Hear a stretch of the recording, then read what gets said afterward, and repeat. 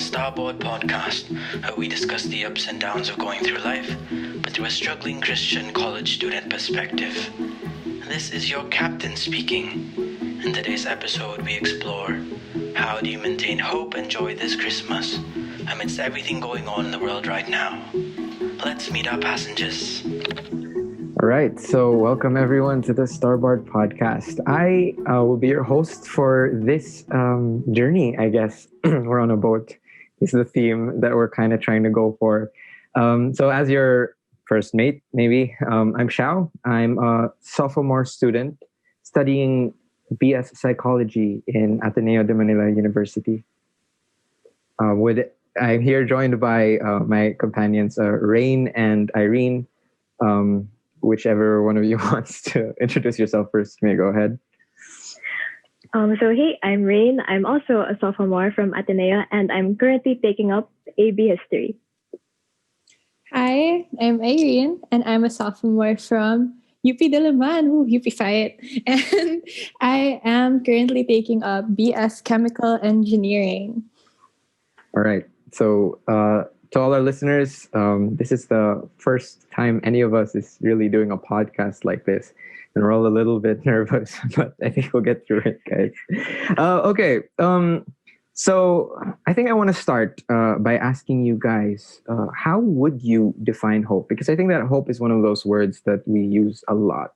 And it's one of those, and usually words we use a lot, we forget to ever have to think about defining. So how would each of you define hope? Let's start with you, Raine. I think, as cheesy as it is, I would probably define hope as that small flame, I guess, in the depths of your heart that, I don't know, deserves to be kept alive no matter what. And it's the thing that's going to keep you going throughout life's trials. That's a very, I like cheese. I like cheesy stuff. So I'm going to admit that I like that definition a lot. What about you, Airene? How would you define hope? Well, so this is also a cheesy definition, but I think I would define hope as the light at the end of a tunnel. So that even when it's dark, as long as you can see that light at the end, you keep going because you know you're going to get out of it. Okay, so I think that among all the definitions, light is definitely a theme, which is cool. Because I'm going to say that I think that hope is like a star. And I say it like that because... well, there's this story that my dad told me about when he was in college. And he had an orals exam, like his final orals exam for his philosophy class. And it's one of those exams where, you pick from a set of questions that the professor picks for you ahead of time. And then you have to answer the question that you get, right? And what my dad had to do, because this was his finals, and he'd been doing really poorly like throughout the whole semester. This was his one chance to pull his grades back up, and he got a question about hope. And so he shared with me his answer, and he said that in that moment, what he was saying is when he was saying his answer, he was like believing it to the depths of his soul because he was hoping that he would pass the class. And this was his reflection. He said that true hope can only come about in the midst of true despair. Right? It's only in those moments when you're really down, and that's where you understand what hope is, because you can talk about it in class, you can learn about it, you can know the definition, but until you're in a moment where everything's shattered, that's kind of when you know, or that's when you can know for sure and learn for real like what hope is. And he was able to say that with conviction because he was in that moment of pure despair, hoping that he'd pass the class. And he did. It pulled his grade up just enough. And proud of you, Dad. So that's what he told me. And the reason why I think it's like a star is I think it's the same. You only see the star when it's dark, right? Like it's really always there, but you don't see it in the daytime, and you only see it when it's dark. And funny enough, that the stars are what sailors used to navigate through the ocean, which I think is super cool, given that our podcast is called Starboard, which is, for those of our listeners who might not know, starboard is the right side of the boat. Like it's a sailing term. So, the stars are used to guide sailors, and Our name is Starboard, so stars, let's go. To me, hope is a star. So yeah, light, candles, lights at the end of the tunnel, and stars seems to be a theme right now. So speaking of true despair, sorry, I mentioned true despair earlier. I'm going to bring it up again. So speaking of true despair, we are living in some pretty despairing times right now. I think we can all agree. And one of the things that we would like for our listeners to take away from this is for you to hear how each of us has been dealing with these really difficult times and see if you can take something away from that. And so I want to start maybe by asking Irene, right now in the midst of all that is happening, I guess the first question is, how are you? How are you handling it? And so how are you handling this period? And what would you say? How would you say that hope fits into all that, or your idea of hope fits into all that and helps you? Oh my gosh, Shao, feel na feel ko yung story about your dad. It's okay though. Sana, sana He'd be happy naman. to know that this story reached a podcast. Yeah, ang galing niya. You should tell him. So, ayan, I'm inspired natuloy. Because like him, I feel like I am hanging on by a thread in this online setup. It's so difficult. Like, kasi alam mo talaga yung feeling na you don't know when you're allowed to rest because there's so much stuff going on. So it's so hard to like feel Christmassy because before, whenever it would be like real life classes, there would be Christmas break. So I just have to make gapang to that first day of Christmas break. Then ayan, I can listen to Christmas carols na and watch Christmas movies. But now it's like I'm faced with the very real possibility of doing assessments on Christmas Day. Ganon.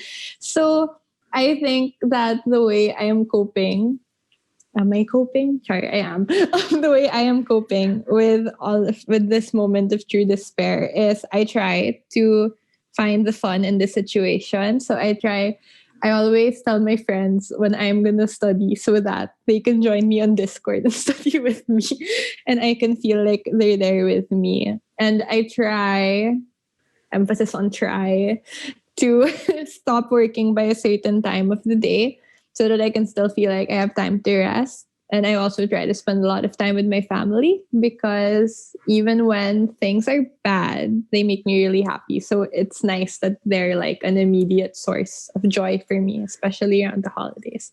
So yeah, that is how I am coping. That is how I am coping sounds so bad, but that is how I am coping. Yeah. How about you, Rai? How are you coping? Honestly, I have a lot of the same thoughts as you about how everything is seemingly one big blur and one big blob of requirements that isn't separated by any reasonable like date or time marks. And so I find it really useful to set a schedule and a routine for myself. I'm not gonna pretend that I'm perfect and that I adhere to it always, or that my sleep schedule hasn't been low-key freestyle these past few weeks. But I really find that it's super helpful to get in the right headspace also before you start working. And so, like, yeah, most days I'd really dress up like I was actually going to school, and I would set up my desk, quite similar to, I guess, how I would in library in Ateneo. And I find that really helps me. And yeah, same. I also try to spend as much time with my friends as I can, even though I'm not feeling it. I've learned the value of being alone together more than ever during this lockdown. And just, yeah, being on call with someone, not necessarily talking, but knowing that they're there has been really helpful for me. And of course, my family has been a great source of joy as well.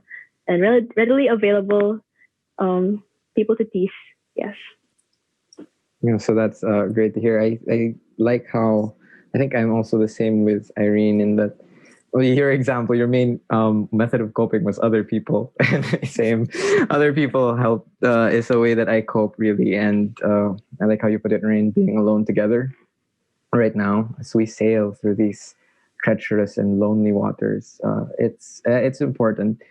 And yeah, to our listeners, if you I know that there are times that and this, I think, I don't know if this is what you meant when you said, right, that you're not always feeling it, but I know that, yeah, I'm also not feeling it. Like I distance myself from friends sometimes. Like I don't talk to them for a while, and it kind of puts me in a hole, and I feel really down.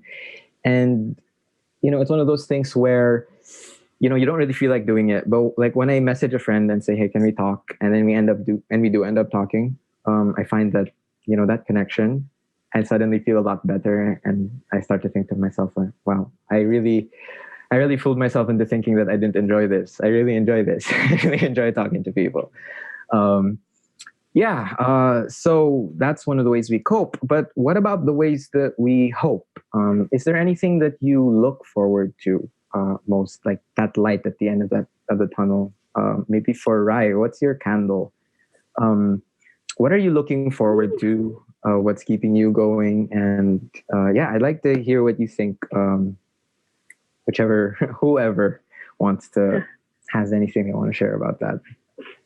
I think for me, like I'm really looking forward to, I guess, having less restricted time to spend also, especially with my extended family, who I treasure and miss very, very much. I have a lot of young cousins who are literally the light of my life. And it's been so hard being away from them and their energy for a big part of this year. And so, yeah, that's been keeping me going actually. And I never realized how much I'm capable of really feeding off of and growing from the energy of other people and the pure joy that they bring, even though they're not necessarily trying to until, this year, the events of this year.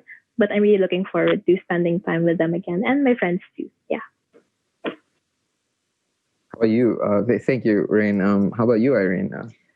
Well, first, wait, before anything, I really like what Raine said about freestyling her sleep schedule. I'm gonna use that on my mom next time. Like the next time she comes into my room at 2 a.m. I'm like, Mom, I'm freestyling my sleep schedule. This is art. Okay, anyway. So some light at the end of the tunnel for me, I guess. Do I have light? No, I really like making to-do lists. I make them on a Discord server where I'm by myself, and then I like putting all the checks. This is gonna like I'm a workaholic. Yeah, I'm a workaholic kasi. So I look forward to the aesthetic of looking at my to-do list and everything's naka-check. Aside from that though, I also try to schedule weekly hangouts with friends, or like, and normally I put them at the end of the week so that I remind myself like it's just 3 more sleeps until I get to have a Discord call with ganyan. So and then aside from that, I'm also really looking forward to Christmas itself, because I know I said that I feel like I'm going to be doing an assessment on Christmas, but I won't let myself do that. So I'm manifesting it. So I'm really looking forward for Christmas. I'm really looking forward to taking a day off and spending time with my family. Another thing I really look forward to in the day, like the tiny lights at the end of the tunnel. I really look forward to like when I'm eating with my family, because that's when I can't study, or else my parents are gonna be like, Irene, get off your laptop. So I'm forced to relax. And also like sometimes my mom, like she tells us to all pray together, and then obviously I can't study while praying. So that's also like a nice time for my mind to unwind. Ganon. So there.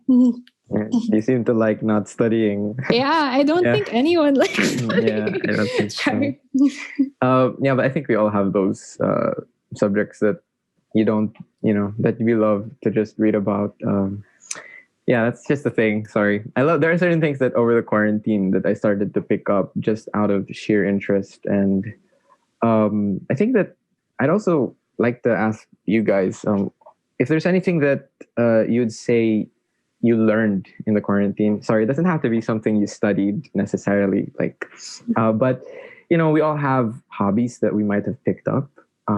If you don't have a hobby, like how would you say you're different from who you were at the start of quarantine? In my case, when I started, I was afraid of boredom. Like I told myself, I will not be bored. I will fill everything. I will do everything. I will say yes to every CYA event. Sorry, CYA is an org I'm part of. For those listeners who probably don't know, but yeah, it's just an org that I had just joined, and I was super excited. So I said yes to everything, yes to all the org things, and I didn't want to be bored, and I tried to fill my time doing things, and it didn't really work out too well for me. And I think the biggest change between me at the start of quarantine and me now is that I set time to be bored. Like I say, all right, for a good chunk of my day, I'm just going to not do anything and let the boredom just like kind of seep in. And to be honest, it was one of the best the best decisions that I made, because I was able to approach work with a clearer head. And in those moments of silence, like I started to, this is gonna sound weird, but like I started to feel colors.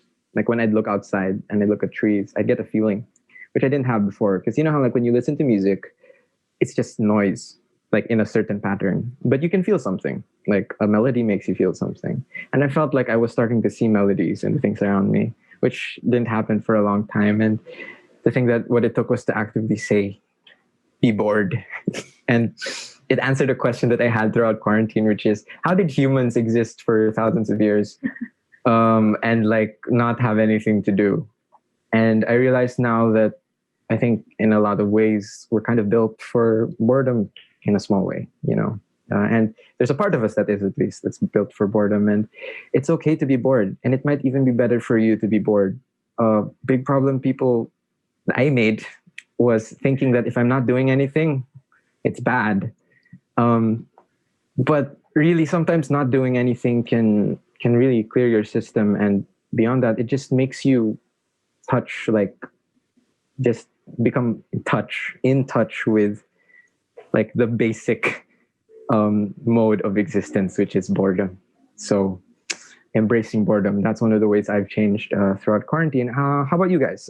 What would you say is different now in quarantine? Anything at all?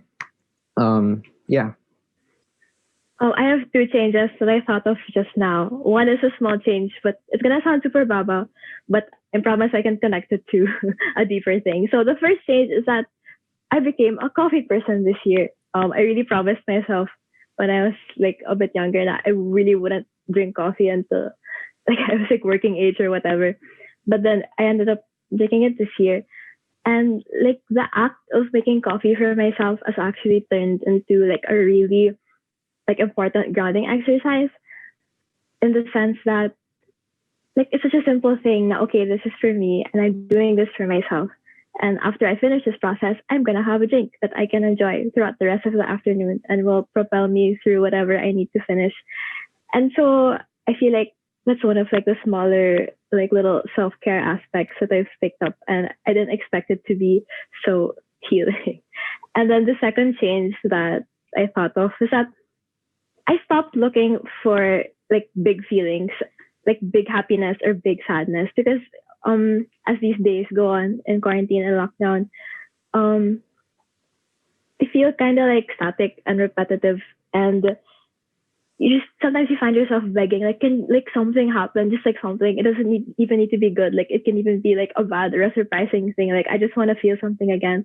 But then I realized that was actually a pretty harmful mindset, and that I could start looking for like happiness in the small things. I could let myself get carried away laughing at a TikTok that my friend sent me, or like a meme on Facebook, and that would be enough to make my afternoon already. And so even though our lives may have become like a bit more static and a bit more like this, like net energy, like zero or whatever, that doesn't mean we have to like block ourselves from feeling all of these feelings. So, yeah. No, I really like that. Finding happiness in the small things. I really like that Yeah. also. Yeah. What about you, Irene? Things that changed. Okay, so like Rain, I also became a coffee person during quarantine. It started because I tried getting into the Dalgona. Guys, it was the only quarantine trend I could get into because I don't have a Switch, so I couldn't download Animal Crossing. Okay, anyway, so I was like, okay, and I'm too shy for TikTok, so I was like, okay, this is a trend I can hop on, and then I ended up really liking it, so I ended up making coffee all the time. Good, no? Right, it's good. So yeah, I love coffee now. Another thing that's changed about me this quarantine, first of all, was that when I entered college, I was really active in extracurriculars during high school, like really, really active. So that when I got to college, I told myself, okay, no more na. We're gonna focus on your academics, girl. And then that was going really well. And then quarantine happened, and I thought to myself, "Oh well, if the application process for everything is gonna be online, might as well do it." I did. So now I have a lot more extracurriculars than I did, and those are actually what's bringing me joy. Because I would do org work over ACADS any day. So there's that. Another thing that really changed about me this quarantine is that at the beginning of quarantine, I believe I was a very high maintenance friend. Like my love language is quality time. And then like all of a sudden I couldn't see my friends, and I was so used to seeing them like every day, right? And being able to make them kulit every day. And then bigla I couldn't. So like I'd get so sad when my friends like couldn't make time for me during the quarantine. Like I'd be sitting in the Discord channel alone, and I'd be like, why have they forsaken me? But like and then as quarantine progressed, I realized like it's okay to be alone sometimes. I mean, like I know we're saying you should reach out to people, but it's also okay to be alone sometimes. Like you don't always need to be with someone, and you don't always need to like be demanding of the time of other people, especially since everybody has their own stuff going on this quarantine. So it's really nice to be able to like focus on you, kasi dati talaga I always needed kasama for everything, and now sometimes I just sit by myself and I listen to music. And maybe if I reflect enough, I'll start hearing melodies and the colors like Shao. So yeah. Well, that's really lovely, Irene. And you know what? I also did have a. Well, I did. I got addicted to coffee, and then I got off it, and then I got addicted to coffee, and then lately I've stopped. Just like not like it just happened. I think last week that I just haven't had or touched coffee, and I think the main reason was my parents bought this corn coffee. Which, if there's anyone who loves corn coffee, I respect you, but I can't. I tried it and I thought, this is just not the same. And since then I didn't make another cup of coffee for myself. I don't know if it was that, or if it was this other thing that I did, which is biking. I started biking out. Like there's this great view, like. There's this mountainous there's this road that goes through the mountains that's just a few blocks from my house. Like if I go there and then I can follow this road and just go. I bike there in the mornings, maybe twice a week.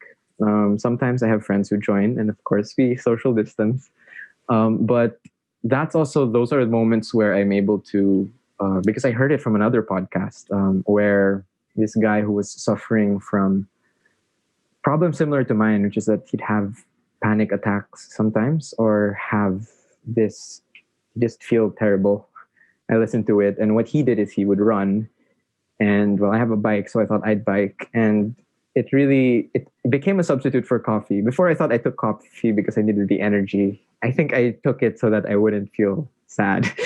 Like when looking back at it, because since I started biking and doing all these things that made me feel a lot better. Or maybe, the biking's just improving circulation, but I'm not really sure.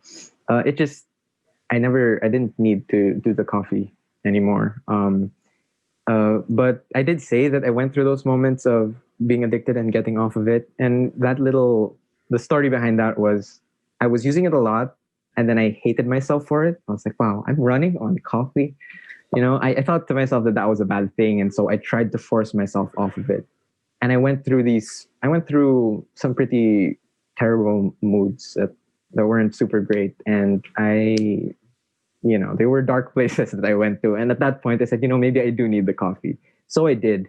And then, I started biking, and then I stopped having to use the coffee. And I think that's another thing that maybe that I learned is that these coping mechanisms, sometimes we don't like that we have them, but we can also just appreciate or accept the fact that just because we have them now, it doesn't mean that they have to stick forever. And if I didn't take that coffee just as that almost like an emergency crutch, before I was able to find something that I actually enjoyed that was a healthy substitute, I might not have been able to find it. And so to anyone who feels guilty for their coping mechanisms, it's okay. It's temporary. You are not obliged, if that's the way that you function, it doesn't, and you're not happy with it, you can find something else later on. But there's no need to be angry at yourself or feel disappointed in yourself if it's not what you want just yet. So yeah, every journey, it takes time. All these things take time. So I guess to finish, we can talk about something that I think each of us may have struggled with, and that our listeners will probably have struggled with as well, which is failure to meet goals. And these could be goals that other people have set for you, that expectations that other people have, or even goals that you set for yourself and expectations that you have of yourself. Would any of you have any experience over quarantine, or have any of you had any experience over quarantine, over this lockdown, where you went through something like that, and how did you cope with it? I think I can touch a little on this because, like Irene, also, I'm someone who loves making a list and crossing off tasks. I find it really satisfying. I'm very attached to my bullet journal at the start of lockdown. I was like, okay, this is the one thing I'm going to hold on to. This is the one thing that's going to make me feel like I have control over my life still. And I was able to maintain it for a while and keep track of the stuff I had to do. But then, after a while, those empty task circles just started popping up and just made me so mad every time. But then it even reached a point na I was just like a total vegetable for, I think, a span of 3 days. I was like, wow, it's all empty. So I think one of the things I did, it's like I just aggressively markered over the whole page, and it actually kind of helped a bit. And in terms of, I guess, how I feel when I'm not able to, I guess, measure up to those goals I had set out for myself, it's still an ongoing process, honestly, but I'm pretty proud of how far I've come in terms of how much kinder I'm able to be to myself. And no one really expects perfection right now, especially in this time. And so it's not fair for me to expect that either from myself. And so what I've been doing recently is writing the tasks in pencil so that it feels less intimidating when I'm not able to fill it in. And it's been working really well. So yeah. All right. So you heard it here first, folks. Use pencils when you set your tasks. It could help. Yeah. All right. Thanks, Raine. What about you, Irene? Okay, so unlike Raine, I'm not artsy, so I can't keep a bullet journal. Sad.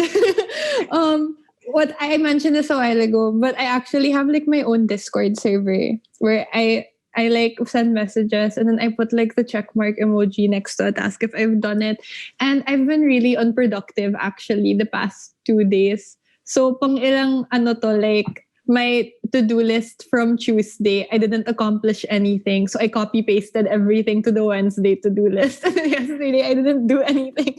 So I copy-pasted everything to today's to-do list. And spoiler alert, guys, nothing's checked yet. Oh my God. Oh no. Okay, so Don't yeah, guys. So there's really there are times when I just feel super oh my gosh, Irene, you can't just keep carrying over your tasks to the next day.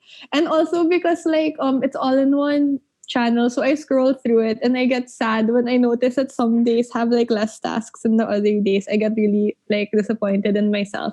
So what I've been doing instead is that if I realize that I haven't been productive in the traditional sense of the word, which is with ACADS or whatever, I just invent things and I put it on my to-do list, things that I got done today. So if I didn't do anything today, but I watched a movie with my mom, or I prayed with my sister or something, like I'll erase all of the school tasks I was supposed to do. But to give myself the satisfaction of having stuff on my to-do list that I checked off, I just make new bullets like watch movie with mom, check. Pray That's with lovely. sister, check. So it's like because these kinds of things, they're also really important, like for your mental Yeah. health. So it's like you should be proud of yourself also for taking breaks. So there are really days when my to-do lists are like do this prob set, finish this module. But then there are days like when I'm unproductive, but it still looks like I did a lot because it says things like join Discord call with friends or Yeah. play Tetris. That's So nice. and like I think it's nice because like those things are still productive, guys. Like, getting Super rest valid. isn't unproductive. Yeah. It's Yeah. helping yourself. So ayan. So I'm laughing because I also do that. Like all the time. Like at night I'll think like, okay, what did I actually do today? That wasn't necessarily school related, but I did anyway. Okay, let's fill it in. Yeah. Diba? Para feel mo may ginagawa ka. Yeah. Like, And all of those things are still valid, honestly. Yeah. Yeah. Okay. That's incredibly wholesome. Thank you, Irene and Rain. In my case, I've also, I don't know, I had a lot of struggles with mental health and I had to seek a counselor, which, if any one of you listening has access to a counselor, I know that it can seem like, you feel like you're fine. You have a bad moment, you have a bad night, and you say, okay, I'll get help. And the next day you're okay and you're like, yeah, maybe I don't need help. Try getting help just a little bit, even if it's someone to listen to you for a short while you ramble about your day. The difference that makes over time is immense. And I've had probably some of the best weeks in the past few weeks because of that. Go And I think that Shao. transition from That's great. coffee, Ooh. yeah, the transition from coffee to biking helped because I was reporting progress to anyone really. If it's not a counselor, someone you trust who knows how to listen, that can listen to you, hit them up. Don't be afraid because you will need it. If you don't think you need it, then do it for that version of you who is helpless. Do it for who you are when you're on your knees because they won't be able to help themselves. So if you're in a position to do that, you can look out for your future self in case look out for them. You take those preventive measures for yourself. I love that mindset. Nice. Yeah. So that's one thing I did, and then this other thing, which is I used to live by this sort of is it a maxim? I actually don't know what maxim means, but like this saying about you don't compare yourself. Compare yourself to who you were yesterday, not to whom someone else is today. And I took that to heart because, don't compare yourself to other people. Everyone is at a different place in their lives. And so you can't really compare because there's just no comparison. In order to make a proper comparison, the environments have to be exactly the same. That's why when we conduct experiments, Like boy. yes, exactly. Like that. Psych. When we conduct experiments, there's so much effort. I think I would Mhm. say that 90% of the effort is making sure that everything's the same. The other 10% is actually doing the experiment, but the 90% is making sure that the conditions are consistent across all of them so that you can make those comparisons. And so that logic applies to you. When you make those comparisons, you can't compare to other people. It's just really different. And so, yeah, then I was stuck with that, comparing myself to who I was yesterday. And I found that even that had its problems because who we were, as we've discussed at the start of quarantine, was very different. And I know that we've reported some ways that we've changed for the better, maybe some ways that we changed neither for the better nor for the worse, sometimes for the worse. And, when you compare yourself to who you were, I think that there was a problem with that. And I experienced that problem, which is that even, comparing myself to who I was before, like we all do that, I think we all know what it's like. You're in high school. For a college student, this is probably a common experience for many of us. But we feel like has-beens, even though we're so young. We just get this deluded idea that Super. what happened in high school, Oh my. and then we look at ourselves now, we compare it, and we feel bad. And that's when I realized that you can't even compare yourself to who you were yesterday in that sense. Mhm. And sometimes you can't even do that to whom you were just the day before. Because I would have days, because every day almost feels like it's almost the same, but it's not. Maybe yesterday you had gone 3 days of doing productive work. Now you're on your fourth day. you stumble, you fall. You look back at that third day and you think, wow, I can't pick myself up now. But you don't realize that, on that third day, now you're on the fourth day. It's still part of the same thing. It's not like there's some magical division that says that who you were the day before, spectacular, and now you're in the dumps. You're part of that same run. You made it to those 3 days, and maybe 4 just isn't that. Maybe that's where you fall, and that's okay. Yeah. At the end of it all, I realized that this might sound like, I don't know, maybe some people might think it's an excuse, but it's not, I swear. You can't even compare yourself to that. You can't improve who you are because there is only one of you in the whole universe. There is only one of you. Every day you age a bit more, right? So like, there's only one of you who's exactly this age, who has the exact memories that you have currently. And so that the comparison fails even then. Comparing yourself to who you were even just yesterday, because you might think, I was so productive yesterday. What happened? Then it falls apart even there, because now you're coming off the back of a productive day, right? Like there's so much to consider. And ultimately that brought me to the realization, if you can't compare yourself, then, one way you could phrase it is there's no way to improve, but I don't really believe that. But what I believe is it says that you're enough. Like you're enough. It means that there's nothing that you could do that would really change what you're worth, because what you're worth will always be the same. There's no comparison you can make. That's so nice. You can't make that comparison. Your worth will not change when you're doing better at school. Your worth will not change when you're doing worse, because it's going to stay that way. Internalize it. Yeah. Yeah. And super agree with all of that. Yeah. But it doesn't mean you can't improve. But where you can improve is in specific domains, at specific things, because that's when things can be kept constant. That's when you have a controlled condition, right? Like if I say, who's better? And then I bring up like, I don't know, I'll say maybe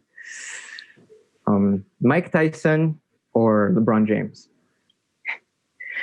It's an absurd comparison because they're in totally different sports, right? But you can compare within the sports. You could say like, who's better, LeBron James or Stephen Curry? And, whatever opinions anyone has, your opinions are valid. I don't even watch basketball all that much. I don't also. I was like, is he expecting us to answer? No. Okay, but... okay.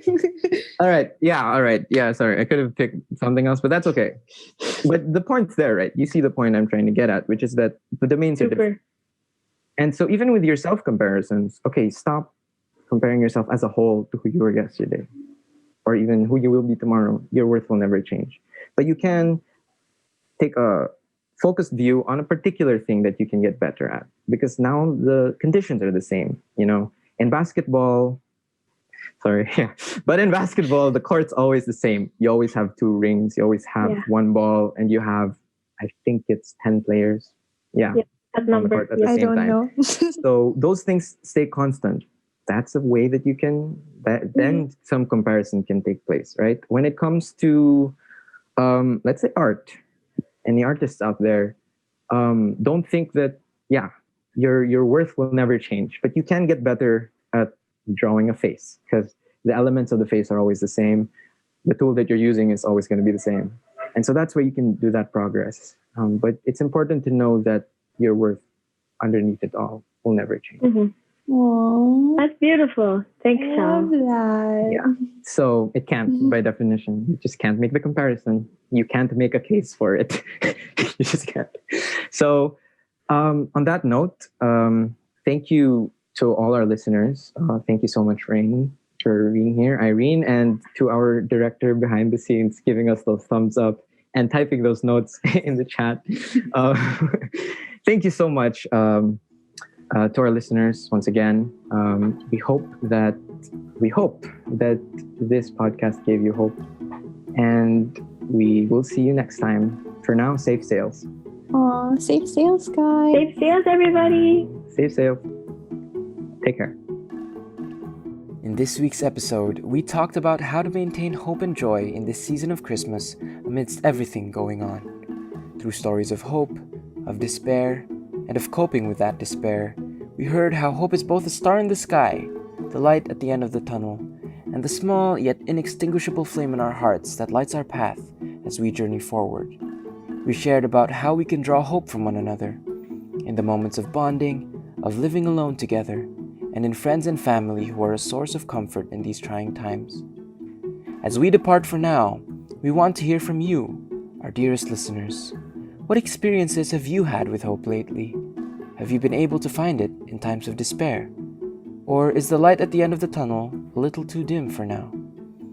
We'd love to hear your stories and our questions, which you can send to us by leaving a comment on whatever platform you're streaming this on, or sending us an email at project.starboard@gmail.com. Again, that is project.starboard@gmail.com. Welcome aboard, passenger. Join us in traversing this vast sea of life together. And see you on the next Starboard episode.